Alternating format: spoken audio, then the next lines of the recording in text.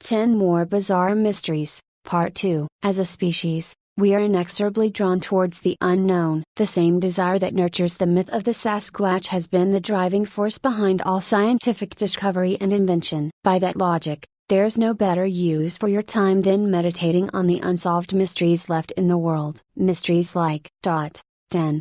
Michael Boatwright. Michael Thomas Boatwright, the mysterious amnesia patient who woke up in Palm Springs with no memory 14 months ago, was found dead in his home in Sweden on Tuesday. He was 62. Boatwright's body was discovered in his apartment in Uddevalla, a city where he worked as a private tennis coach, by a friend. Inspector Peter Algerson, a spokesman for the Swedish police, said authorities believe the death was a suicide, and are not investigating it as a crime. Boatwright's death adds a final chapter to a peculiar mystery that began in Palm Springs and spanned 3 continents. On February 24, 2013, Boatwright came to the Coachella Valley as a downtrodden, penniless traveler with long-shot hopes of finding a job coaching tennis. 4 days later, he was found unconscious in a Palm Springs motel room with obvious injuries. When he awoke at Desert Regional Medical Center, Boatwright insisted he could not remember who he was. Although his belongings identified him as Michael Thomas Boatwright, a Vietnam War veteran from Florida, that name meant nothing to the patient at Desert Regional. He thought his name was Johan Ek. And, although he was American, he spoke only Swedish. Desert Regional was unwilling to release a patient who was broke, homeless, alone and unable to speak English. So Boatwright lived at the hospital for the next 5 months. Social workers dove into his past, hoping to find a friend or a family member who could help the amnesia patient, but found none. After months without progress, some of the hospital staff began to question whether the patient was simply faking his amnesia. Staff tried to dupe Boatwright into speaking English, but found no success. Boatwright insisted his condition was a curse that no one would ever fabricate. "Walk in my shoes for one day," Boatwright told the Desert Sun in July, speaking through a translator. "You'll experience the nightmare of a lifetime." Desert Regional reached out to the newspaper in July, hoping that mass media could reveal more about the man locked in limbo at the hospital. The newspaper soon located Boatwright's sister, Michelle Brewer, in Louisiana, and a longtime friend, Gifford Searles, in China. Searles explained that Boatwright had come to the desert from Zhuhai, a Chinese city on the border with Macau, where he taught English professionally and played tennis frequently. Searles said Boatwright appeared to be living a happy life in China until January, when he had attempted to kill himself with a mix of vodka and animal tranquilizers. Only then did Searles discover that Boatwright had fallen on hard times. His ex-wife had remarried, and his work visa had expired. At a loss for other ideas, Searles bought his friend a ticket back to the United States, believing Boatwright could find a fresh start in the desert. Searles directed Boatwright to an old friend at the J.W. Marriott Desert Springs Resort and Spa in Palm Desert, hoping the hotel needed a tennis instructor. But the job fell through, leaving Boatwright in the desert with no contacts, no money and dwindling prospects.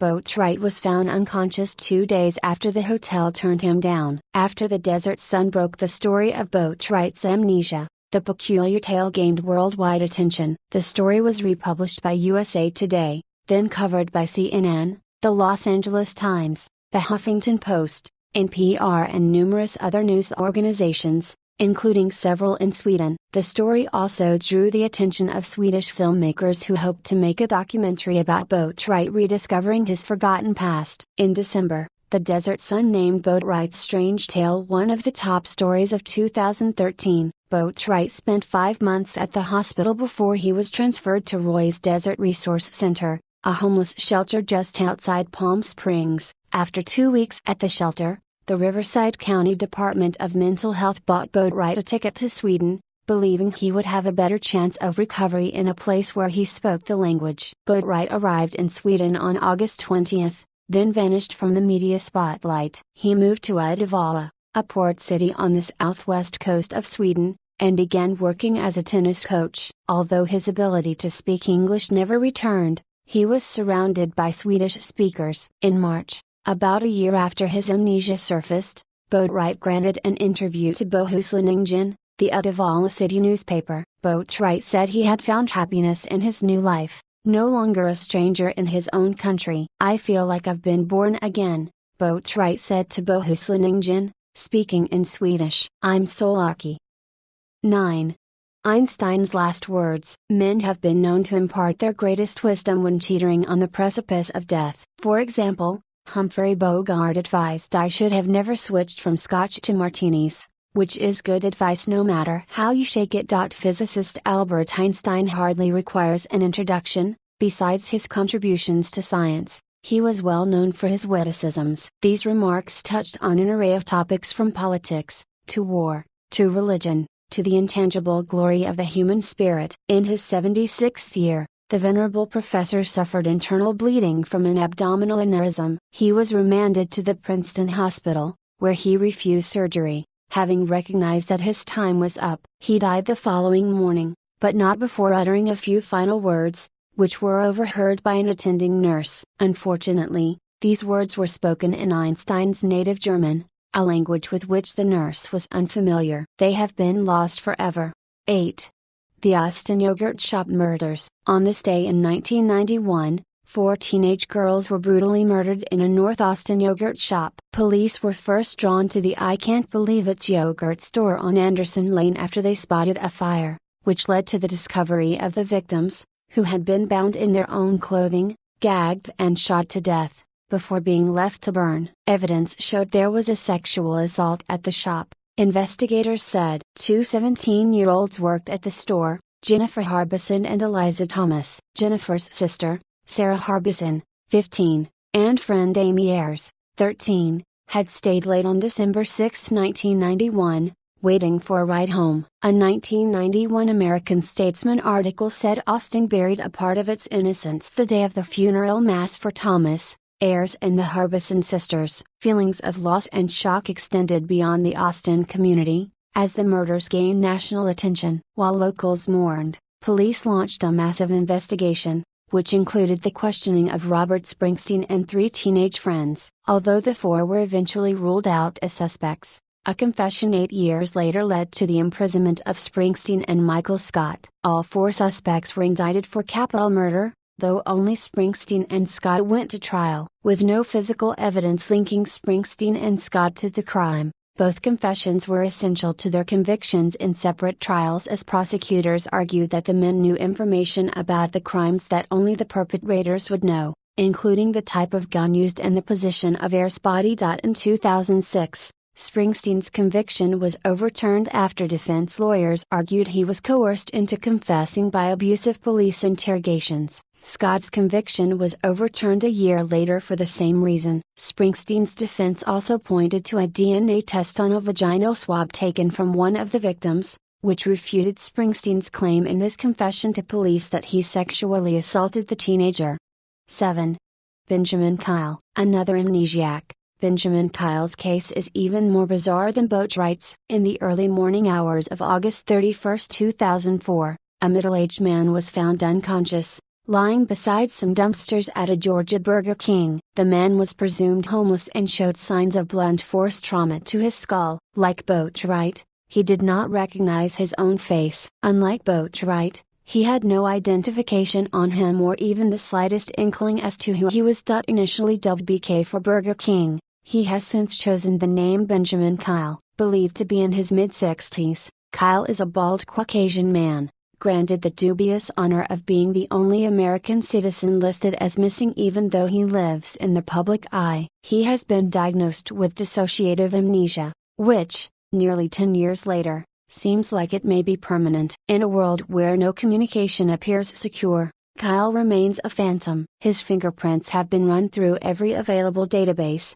including those controlled by the FBI, U.S. military, and government. DNA tests seem to provide no clues other than to indicate Scottish ancestry. He has appeared in innumerable newspaper articles and interviews on both television and radio, including a high-profile appearance on Dr. Phil in 2008. Today, Benjamin Kyle washes dishes for a living, and no one is any closer to determining who he really is.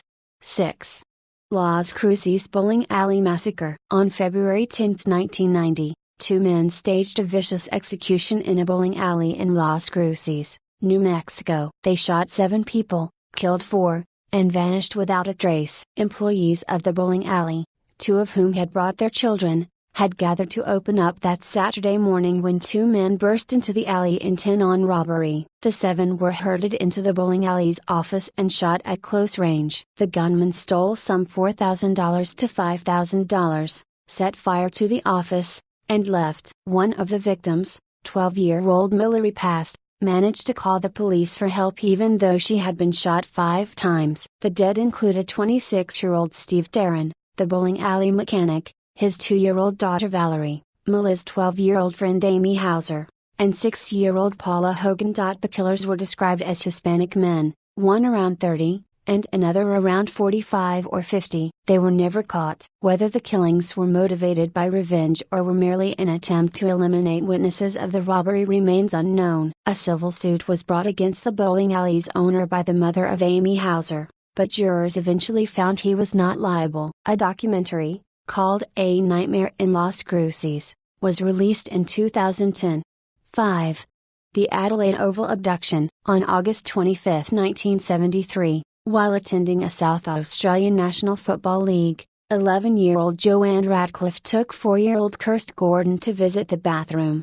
20 minutes later, they still hadn't returned. Radcliffe's grandmother went to the stadium office to ask them to make an announcement, but they waited until the game was over before they did. Several eyewitnesses later claimed that they saw a man carrying Kirst, with Joanne following, seeming to grab at the man. They assumed the man was the children's father. Neither girl was ever seen again. It is believed that the girls were taken by Arthur Stanley Brown, who was also tied to other murders and disappearances of children, including the famous Beaumont case, when 3 siblings, aged 10, 7, and 4, vanished from Glenelg Beach near Adelaide, Australia in 1966. Brown was arrested in 1998 after a cousin of his wife, whom he'd molested, called in to report him for pedophilia. He was tried for the murder of 2 sisters, 7-year-old Judith and 5-year-old Susan, who were killed in 1970. His initial trial resulted in a hung jury,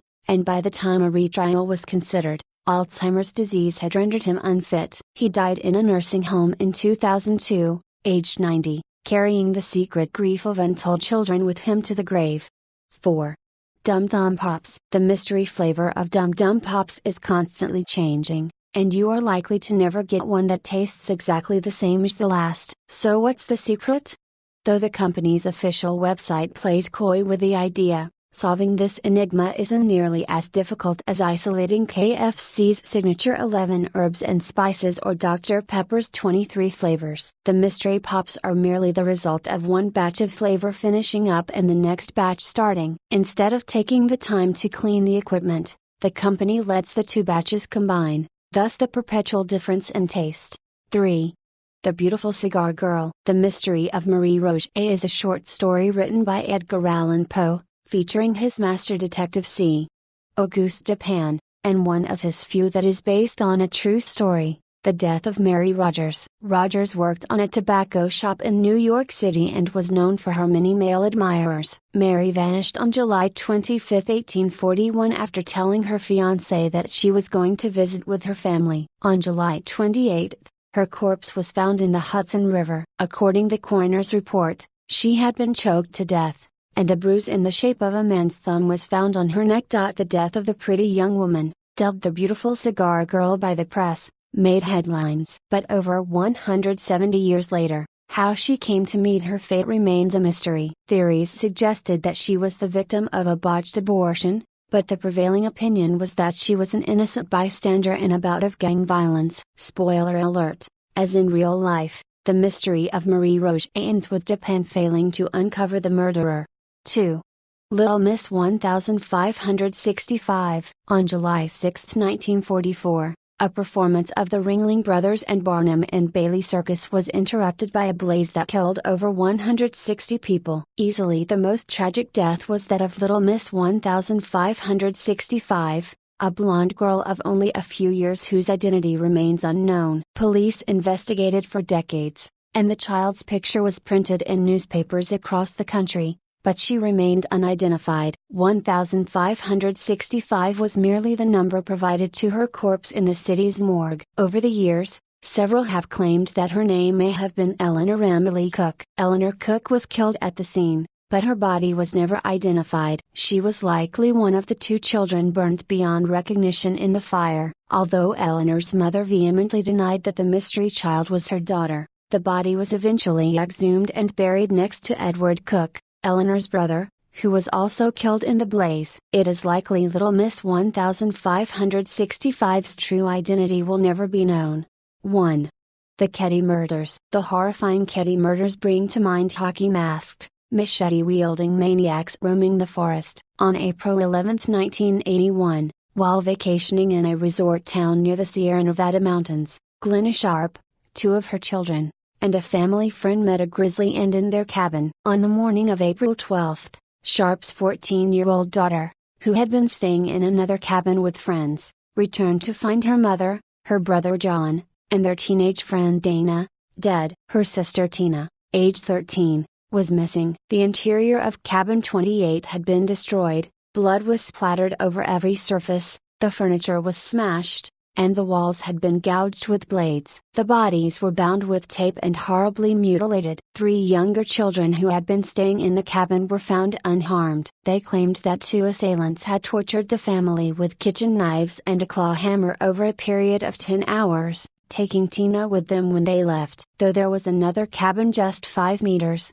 15 feet, away, and though the primeval carnage must surely have been noisy, neighbors claim they never heard a thing. A massive investigation was launched with FBI involvement, but no leads or suspects have ever panned out. In 1984, the skull of Tina Sharp was found in another camp some 80 kilometers, 50 miles, away. In the years since, there was talk that Cabin 28 was haunted. The resort fell into disrepair and was frequented by squatters and vandals. People claim to have seen figures lurking behind the windows and hearing unearthly moans in the murder cabin. The owner razed the building in 2004,